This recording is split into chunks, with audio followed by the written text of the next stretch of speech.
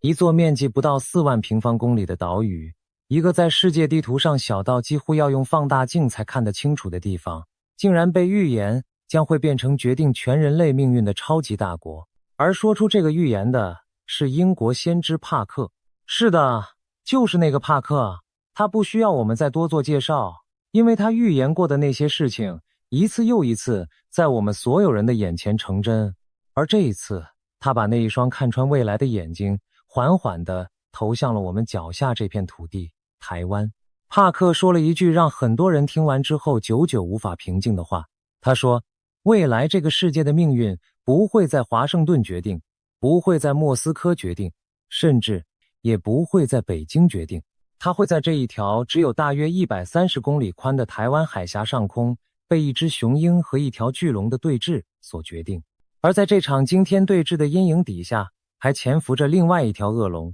正眯着眼睛吐着舌信伺机而动。各位，这究竟是怎么一回事？一个小小的台湾凭什么能够撑起这么大的一个预言？这只雄鹰和这条巨龙又为什么偏偏要在台湾的上空摊牌？而那一条伺机而动的恶龙，它到底在等待着什么？今天我们就带着各位把帕克的这个惊天预言从头到尾彻彻底底的一层一层的拆开来看。我可以先告诉各位，当你把这整个故事听完之后，你看待我们脚下这片土地的眼光恐怕会永远的不一样了。各位，请先让我们把这一个画面在脑海里好好的停留一下。在这个世界上，从来都是大国在决定小国的命运。一个小小的地方能够安安稳稳的过日子，不被卷入大国的争斗，就已经谢天谢地了。可是帕克却说，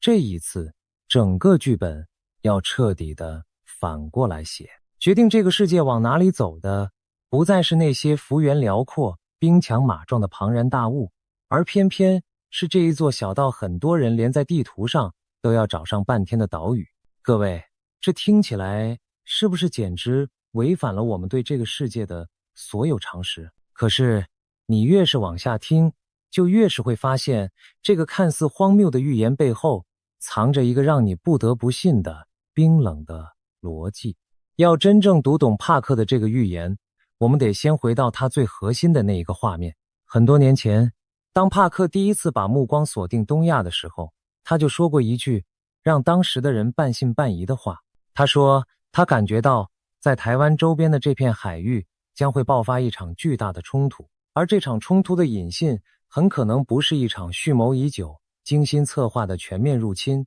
而是一场意外，一场谁也没有预料到的致命的意外。帕克把这个画面形容得非常具体。他说，他看到的是一场碰撞，可能是2架战机在高空中迎面相撞，也可能是2艘前舰在幽暗的深海里狭路相逢。就在那电光火石的一瞬间，其实双方谁都没有真正想要先开第一枪，可是子弹却已经在不知不觉之间悄悄地上了膛。一场原本所有人都以为可以牢牢控制住的对峙，却因为一个谁都没有料到的擦枪走火，在短短几分钟之内彻底失控。各位朋友，你们有没有觉得这个画面听起来特别熟悉？这不就是我们这几年几乎每一天都在新闻上看到的真实景象吗？密密麻麻的军机绕着我们这一座岛屿一圈又一圈地飞，一艘又一艘的军舰在狭窄的海峡里互相试探，互相逼近，双方的距离越拉越近，近到只要有一个飞行员的手稍微抖了一下，近到只要有一个雷达兵的判断出现了短短1秒钟的偏差，那一条帕克口中的引信就会在瞬间被无情的点燃。各位，请你闭上眼睛，跟着帕克的描述，想象一下那一个画面。在一片漆黑的夜空里，2架战机正以接近音速的速度迎面逼近。座舱里的2名飞行员其实谁都没有真正想要开火，他们只是奉命去拦截，去驱离，去完成又一次再寻常不过的任务。可是就在这一个电光石火的瞬间，无线电里传来一阵刺耳的杂讯，雷达上的光点忽然重叠在了一起。一个微小到不能再微小的操作失误，1秒钟的反应迟疑，2团金属就在1万米的高空中轰然撞成了一团火球。各位，在帕克的预言里，真正点燃这一整场滔天大火的，往往并不是哪一个枭雄的雄心壮志，而恰恰就是这样一个谁也没有预料到的小小的意外。历史有的时候就是这么地荒谬，又这么地残酷。而更让人不寒而栗的是，帕克说，这场冲突一旦真正爆发，它的规模会大到让我们现在所熟知的所有战争都显得无比渺小。他甚至明明白白地说过，比起这一场，连欧洲那场打了那么久的旷日持久的战火，都会像是小巫见大巫。因为在帕克所看到的画面里，这条巨龙并不会是孤军奋战，他看到遥远北方的那一头巨熊会选择站在这条巨龙的这一边，他会躲在背后不停地煽风点火，把整个东亚甚至整个世界的局势一步一步推向一个谁也无法再回头的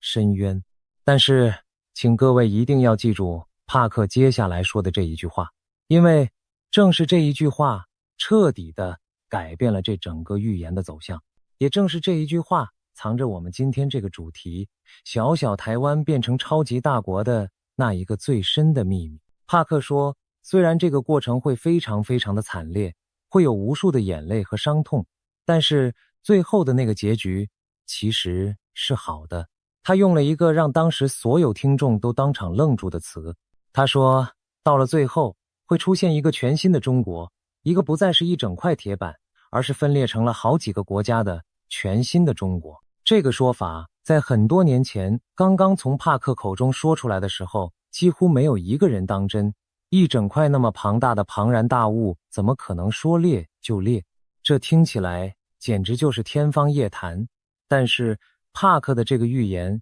背后其实还藏着一个非常离奇也非常动人的故事，而这个故事的主角是一个我们每一个台湾人都无比熟悉的名字——孙中山。事情是这样的，帕克的妻子珍，她同样也是一位通灵人。据帕克所说，有那么一天，珍在进行解读的时候，忽然感应到了一股非常强大、非常古老的能量。当他顺着这股能量去一路追寻的时候，他惊讶地发现，这股能量的源头竟然就是孙中山。后来帕克更进一步透露，孙中山的后人曾经亲自来找过珍做过一次解读。也就是说，在帕克夫妇的描述当中，他们和这一位中华民国的国父产生了一种跨越时空的奇妙的连结。各位都知道孙中山做过什么吧？他正是当年领导了辛亥革命，一举推翻了统治中国几千年的帝制的那个人。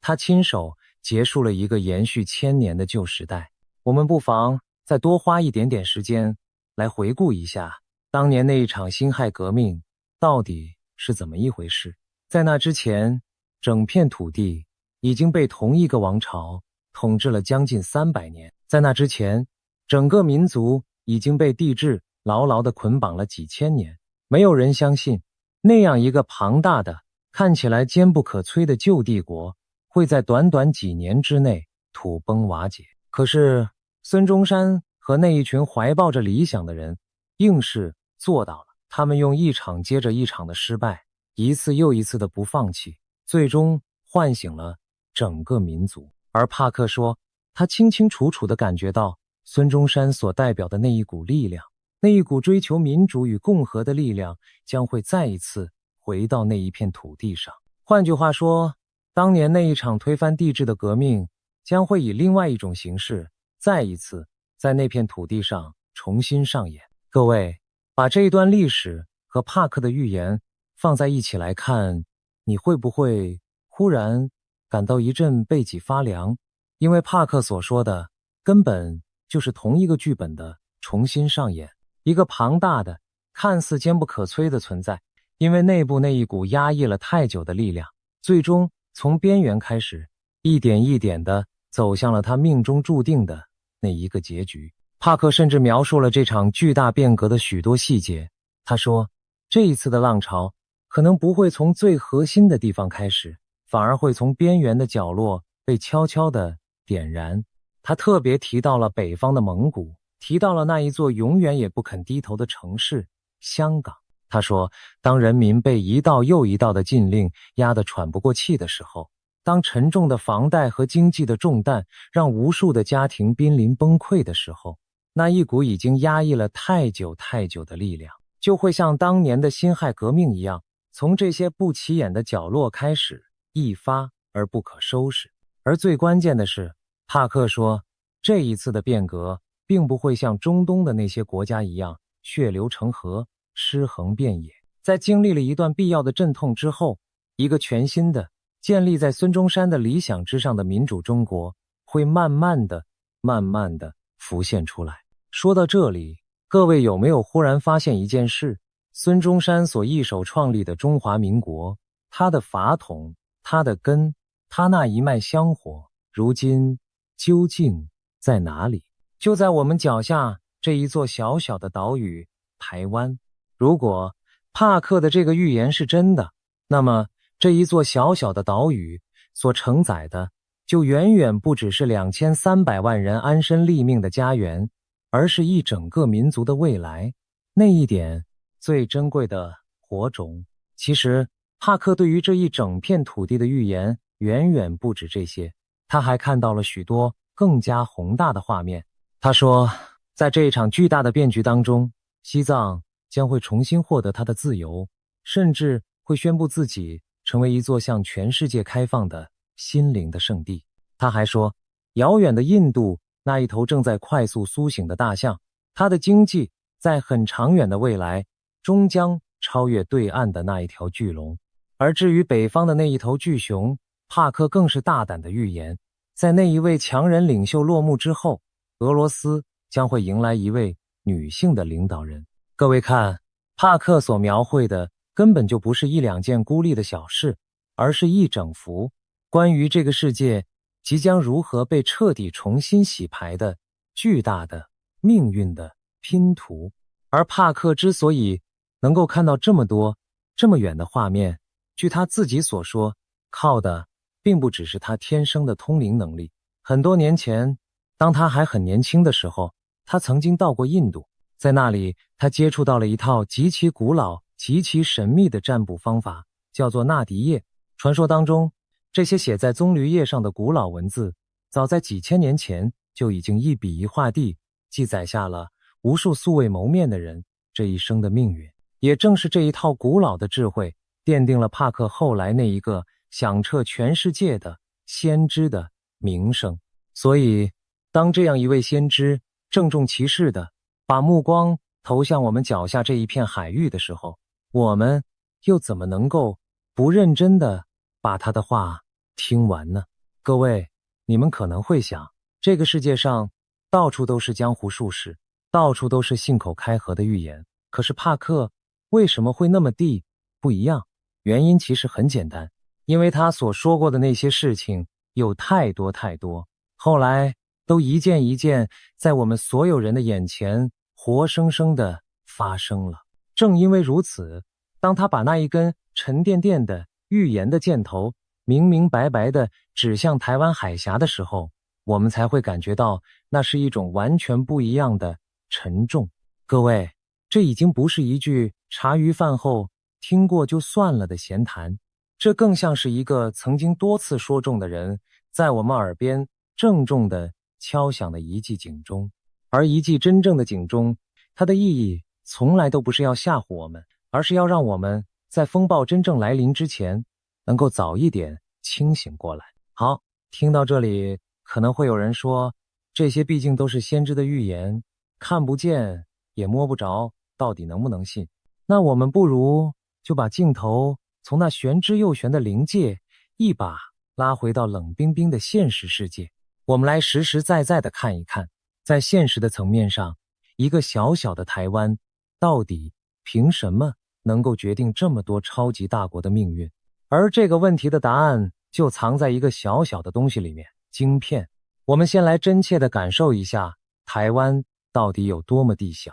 这一座岛屿面积还不到4万平方公里，从南到北开车1天就能跑个来回。可是就在这么一小块地方，却诞生了一个让全世界都离不开的奇迹。各位知道吗？全世界大约60%的半导体晶片是在台湾制造的。而如果我们只看那些最先进、最顶尖、技术最复杂的晶片，这个比例会高到让你瞠目结舌，90%以上。全世界90%以上最尖端的晶片全部都来自这一座小岛。这意味着什么？这意味着今天你手上正在滑动的这只手机，你家里那一台运转的电脑，你开的那一辆车上的精密系统，还有全世界正在以惊人速度狂奔的人工智慧，它们背后那一颗颗跳动的心脏，几乎全部都来自台湾。如果有那么一天，台湾的晶片突然停止了供应，那将不只是台湾一座岛的灾难，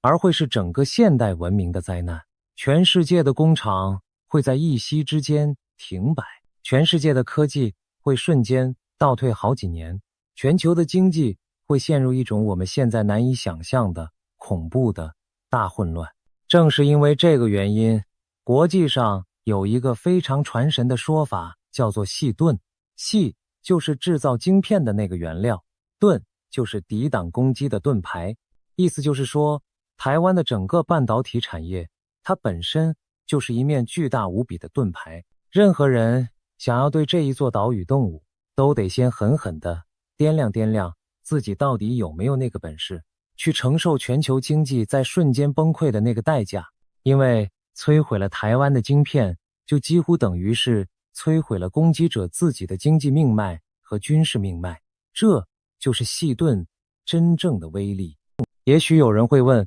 既然台湾的晶片这么重要，那其他国家为什么不干脆自己造，把这个命脉掌握在自己手里呢？这个问题问得非常好。可是各位，这恰恰就是台湾最厉害的地方。制造那些最顶尖的晶片，需要的绝对不只是钱，也不只是机器，它需要的是长达几十年，一点一滴慢慢累积起来的那一整套几乎无法复制的深厚的功力。从最顶尖的工程师，到最精密的厂房，再到整个环环相扣、缺一不可的供应链，这一切台湾整整磨了几十年。这种东西真的不是哪一个国家砸下大笔的钞票，在一夕之间就能够凭空变出来的。而且各位，请你千万不要忘了，我们正活在一个什么样的时代。这是一个人工智慧正在以我们难以想象的速度疯狂奔跑的时代。而喂养这一头巨兽，让它能够不断学习、不断变强的，正是那一颗颗最尖端的晶片。可以这么说，在过去，谁掌握了石油，谁就掌握了那一个时代的命脉。而在今天，谁掌握了最先进的晶片，谁就掌握了这一整个时代的未来。各位想想看，当全世界所有的强国都在盼了命地，想要在这一场人工智慧的竞赛里抢下领先的位置时，那一座生产着全世界90%以上顶尖晶片的小岛，它的分量到底有多么的举足轻重？这已经不只是一门生意了，这是一场关系到谁能主宰未来的你死我活的国运之争。而这一面巨大的盾牌，在最近这段时间不但没有变薄，反而变得越来越厚。就在2026年的年初，台湾和美国之间敲定了一笔惊人的合作，台湾将会把高达2500亿美元的庞大投资注入美国的半导体产业。而台积电光是在这一年就计划投入超过500亿美元的资本支出，去打造更多生产人工智慧晶片的工厂，从台湾到日本再到美国。可是请各位一定要注意一个最关键也最巧妙的细节，尽管台湾把大笔的资金和工厂都带到了海外，可是那些最先进最核心的技术，比如说2奈米这一种顶尖到不能再顶尖的制程，依然牢牢的紧紧地留在这一座岛屿之上，而且至少到这个10年结束之前都不会离开。换句话说，台湾非常非常清楚自己手里握着的到底是什么。更有意思的是，这一座岛屿为了制造这些晶片，其实也付出了极大极大的代价。光是台积电一家公司就已经用掉了台湾大约 8% 的电力，而根据预估，到了2030年，这个数字甚至可能一路飙升到 25%。再加上台湾的人口正在快速地老化，生育率更是低到全世界数一数二，能够投入这个尖端产业的顶尖人才也越来越稀少。可是，各位有没有想过，正是这些看似沉重的负担，反而让台湾手里的这一张王牌变得更加的稀缺，更加的珍贵。因为这意味着这样的奇迹，全世界再也找不到第二个，而越是找不到替代品，这一面细盾就越是牢不可破。各位，现在你们明白了吗？所谓的小小台湾变成超级大国，它的真正含义并不是说台湾会在一夕之间凭空拥有千军万马，凭空拥有一艘艘的航空母舰，而是说台湾已经用一种最不可思议的方式，把全世界最强大的那几个国家的命运紧紧地攥在了自己的手心里，让他们不得不为了他而坐上谈判桌，不得不为了他而调动军队。各位，这难道不就是一种只有真正的超级大国才能拥有的分量吗？于是我们就一步一步走到了那一个最惊心动魄的画面，雄鹰与巨龙在台湾的上空正面对峙。那一只雄鹰自然就是太平洋彼端的美国。为了守住这一条牵动全世界的供应链，为了守住自己在这个关键区域的影响力，雄鹰的爪子一刻也没有真正离开过这一片海域。而那一条巨龙就是隔着一道海峡日夜虎视眈眈的对岸，他从来都没有放弃过要把这一座岛屿彻底收入囊中的那个念头，并且他一次又一次地对外宣称会不惜动用一切手段。国际上有一个非常生动的比喻，把台湾海峡眼前的这个局面形容成一个三体问题。什么意思呢？就是说，在这一道海峡的周围，同时存在着三股都在剧烈晃动，谁也猜不透下一步的巨大的力量。第一股是隔着海峡不断展示肌肉，不断加大军事压力的对岸；第二股是岛内那一场又一场关于前途、关于防务的激烈的内部争论；而第三股则是远在太平洋彼端，态度时而清晰，时而又模棱两可的华盛顿。这三股力量就像三颗互相牵引的星球一样，谁也离不开谁，可是谁也都无法精准的预测另外那两颗下一秒到底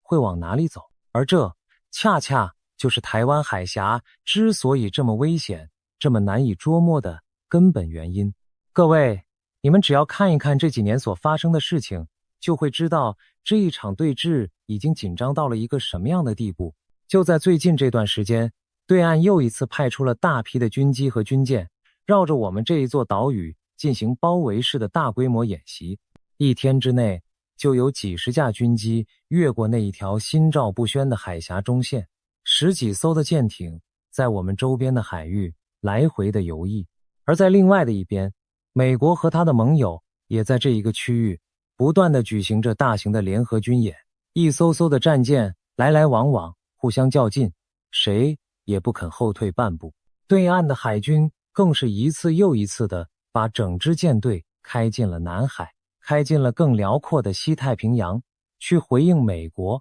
日本还有菲律宾之间那一场接着一场的大型联合军演。各位，这些听起来好像离我们很遥远的军事演习，其实就真真切切地发生在我们的身边。就在不久之前，对岸才刚刚举行过一场规模惊人的环岛封锁演练，他们模拟的正是把整座岛屿彻彻底底地包围起来，切断它和外界所有的海上空中联系。各位，请你想象一下那个画面，一座岛屿，所有的港口被封住，所有的航线被切断，就像一个人被人紧紧地掐住了脖子。这样的演练这几年是一次比一次频繁，一次比一次逼真，它所传递出来的讯息再清楚不过了。这一条巨龙正在一遍又一遍地演练着它真正想做的那一件事。而更微妙的是，在这一只雄鹰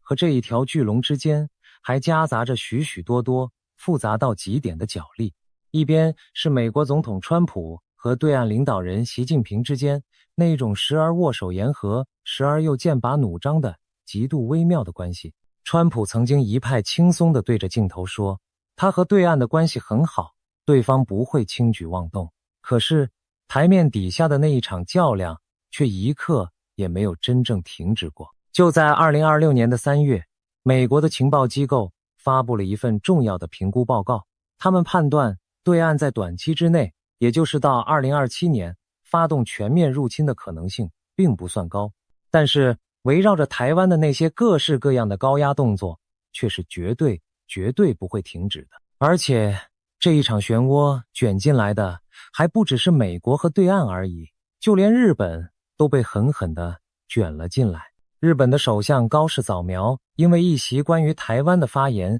让对岸大为光火，两国之间的关系也因此一路跌到了谷底。对岸甚至动用了各种各样的经济手段去施压日本，去逼迫日本。各位，你们看看，光是一个台湾的议题就足以让整个东亚的好几个大国全部都绷紧了神经。这一道小小的海峡已经成了全世界最危险，同时也是最关键的一个一触即发的火药桶。而最让人担心的，恰恰就是帕克当年所说过的那一句话。在这么高强度、这么近距离的对峙底下，双方的军机军舰离得这么近，谁也不敢拍着胸脯保证，那一个谁都不愿意看到的致命意外，会不会在某一天毫无预警、毫无征兆的突然发生。一次小小的擦撞，一个错误的判断，1秒钟的犹豫，就足以把这一只雄鹰和这一条巨龙彻底地拖入帕克所预言的那一场滔天大火之中。说到这里，我们就不得不来仔细看一看帕克口中那一条伺机而动的恶龙，它现在到底正处在一个什么样的状态？表面上看，这一条巨龙依然张牙舞爪，依然不可一世，看起来无比强大。可是只要你愿意往它那一片片坚硬的鳞片底下认真地看上一眼，就会发现这一条龙的内部其实正在悄悄地起着一些不一样的变化。经济的成长明显地慢了下来，曾经那一种一往无前、势不可挡的气势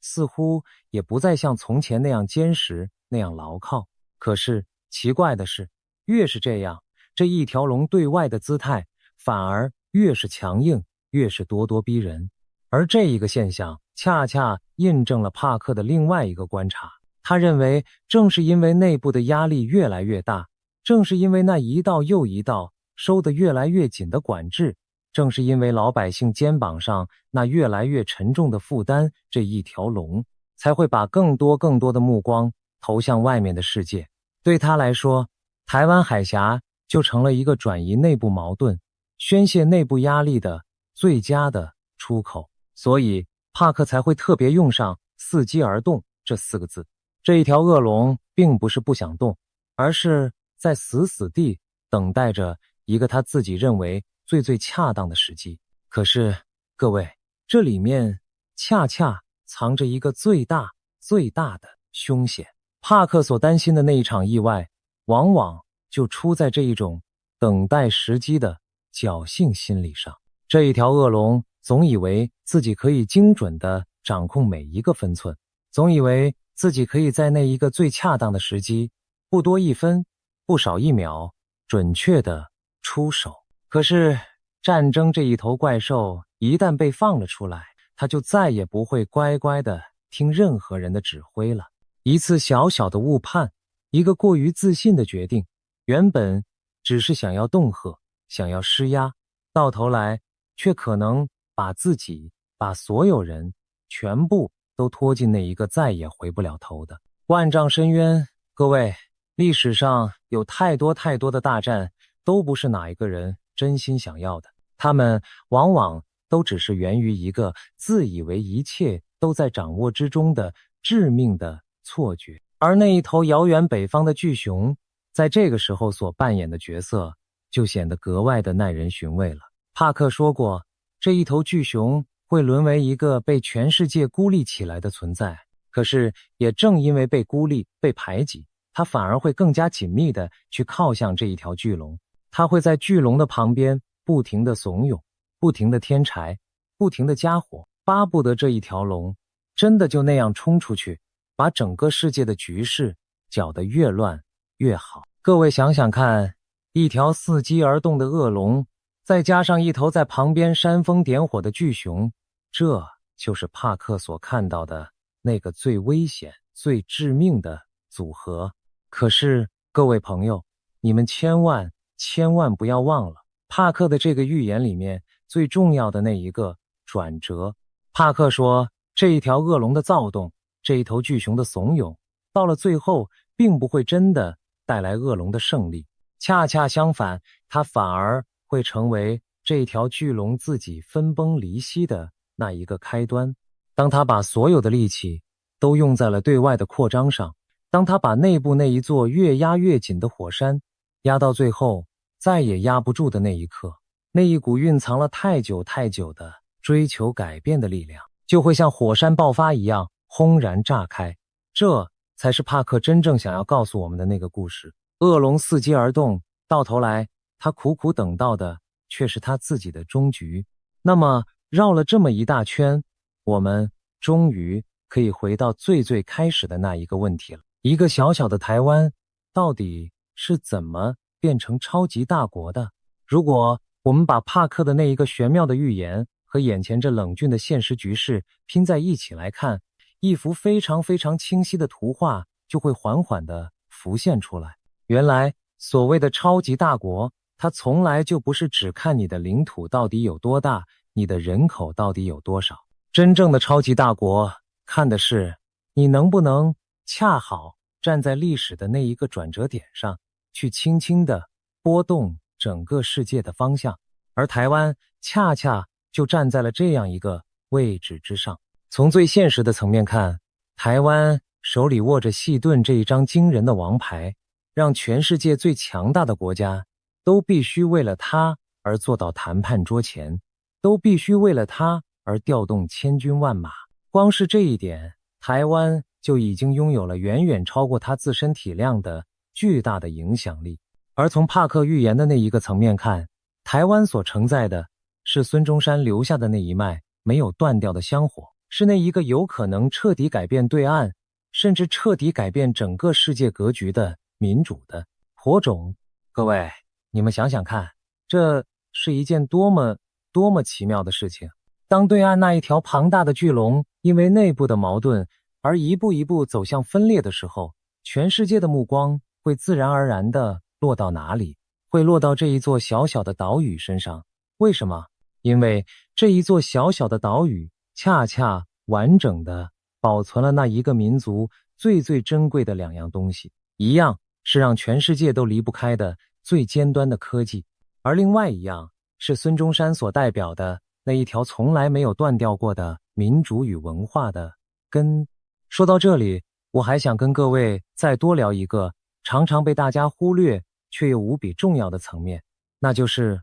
文化。各位有没有想过，如果我们真的把台湾和对岸放在一起仔细比较，台湾最独特、最不可取代的地方到底在哪里？论土地，论人口，台湾确实都小得可怜。可是有一样东西，台湾却意外的完整的保存了下来，那就是那一脉最纯正、最古老的中华文化的香火。走在台湾的任何一个角落，你都能看到那一座座香火鼎盛的庙宇，你能听到人们的嘴里还在念着那一句句流传了几千年的古老谚语。我们所写的是那一个个没有被简化过的最美的方块字，我们所过的是那一个个最完整的传统节日。各位，这些东西看起来好像稀松平常，可是它们恰恰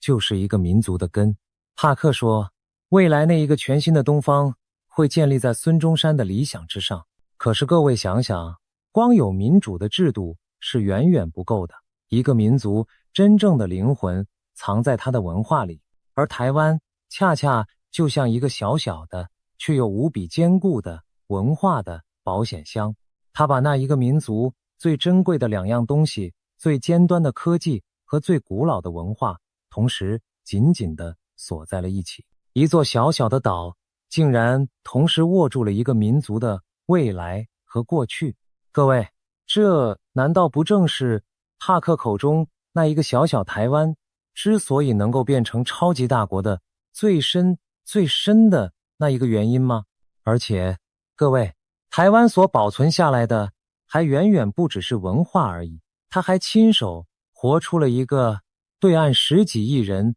至今想都不敢想的全新的可能。在这一座小小的岛屿上，每一个人手里都握着一张属于自己的选票。我们可以大声地去批评我们的领导人，可以毫无顾忌地去讨论任何一个我们关心的议题，而完全不必担心半夜会有人来敲门。各位，这些东西对我们来说好像呼吸一样，再自然不过了。可是你只要往海峡的对岸看上一眼，就会知道这一切是多么地得来不易，又是多么地珍贵。帕克说，未来会有一个建立在孙中山理想之上的全新的东方，而各位想想看，这个样板，这个证明了这条路真的走得通的活生生的例子，如今不就好端端的摆在这一座小岛之上吗？台湾已经悄悄地为那一个还没有到来的未来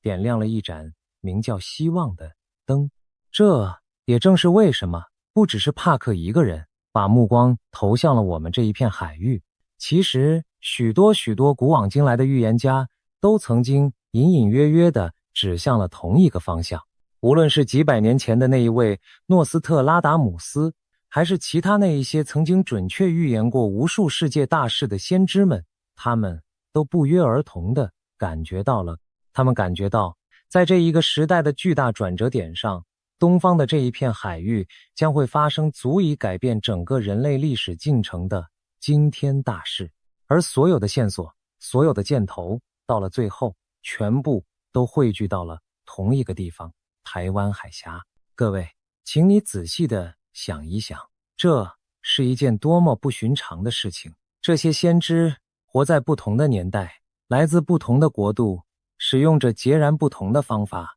他们彼此之间从来没有见过面，也根本不可能互相串通。可是他们却像是隔着遥远的时空，同时望向了夜空中那同一颗正在悄悄亮起的星。当一个人这么说，你可以说那是巧合；当两个人这么说，你可以说那是凑巧。可是当古往今来这么多双看穿未来的眼睛都不约而同地停在了同一座小岛、同一道海峡上的时候，各位，这恐怕就不再只是巧合所能够解释得了的了。冥冥之中，这一切仿佛早就已经被一只看不见的手悄悄地安排好了，而我们恰恰就站在这个谜底即将被一页一页揭开的最前排。所以当帕克说小小的台湾会变成决定未来的超级大国的时候，他指的或许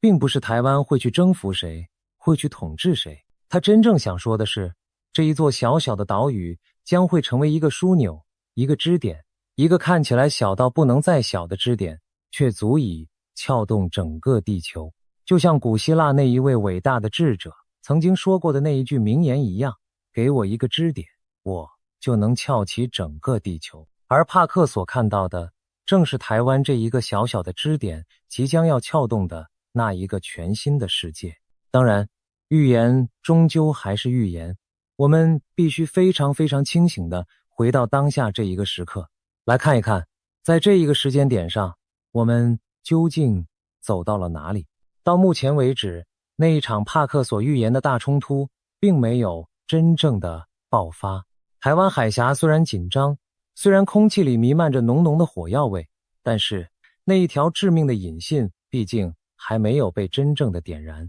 对岸的军机军舰依然日复一日的在我们的周边巡弋，可是那一支最后的班机到现在为止，谁也还没有真正去扣动它。从各方的评估来看，至少在最近的这几年里，全面开战的几率其实并不算太高。换句话说，我们现在所身处的正是一个暴风雨来临之前的那一种异常的安静，却又异常紧绷的诡异的时刻。但是许许多多的预言家，包括帕克在内，却都不约而同地把目光投向了一个更靠后的时间点。帕克曾经透过他所钻研的那一套古老的智慧，提到了在2028年的前后，可能会出现一场席卷全球的巨大的危机。他说，那一场危机或许会和重大的政治变动以及一连串的天灾紧紧地连在一起，风、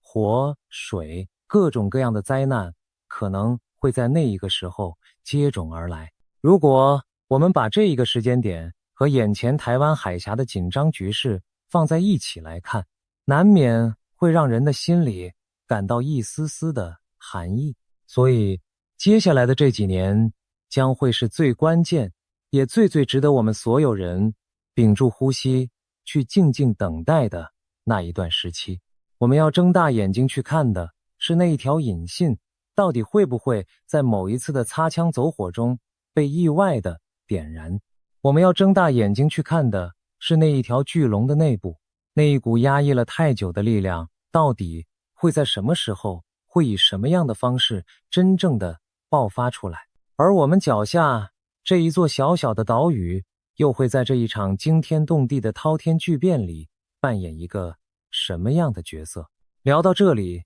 我相信荧幕前每一位朋友的心里此刻一定都和我一样泛起了千百种复杂难言的滋味。我们就生活在这一座岛屿之上，每一天我们都过着看似再平凡不过的日子。我们上班，我们下班，我们为了柴米油盐而烦恼，我们为了家人的健康而操心。我们很少